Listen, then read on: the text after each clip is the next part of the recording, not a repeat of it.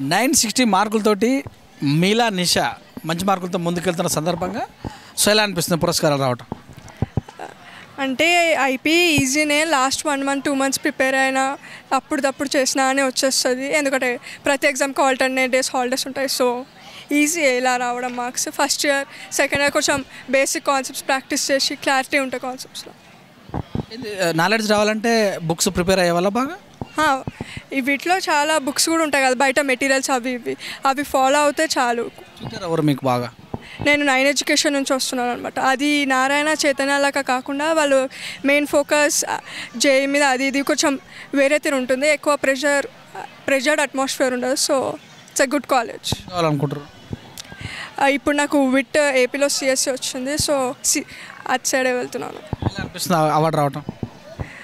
మంచిగా అనిపిస్తుంది.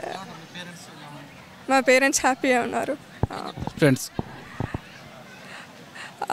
ఈ 2 years కష్టపడితే కొంచెం ఎక్కువ మొత్తం చాలా టైమ్స్ మల్టిపుల్ టైమ్స్ ఈజీగా అనిపిస్తుంది తర్వాత లైఫ్. అంటే తర్వాత కూడా వస్తాయి, ఇలా మంచిగా ఫెయిల్ కాకపోయినా తర్వాత కూడా ఆపర్చునిటీస్ వస్తాయి. కానీ ఇప్పుడు జల్దీ బెటర్ స్కోర్ రావడం బెటర్.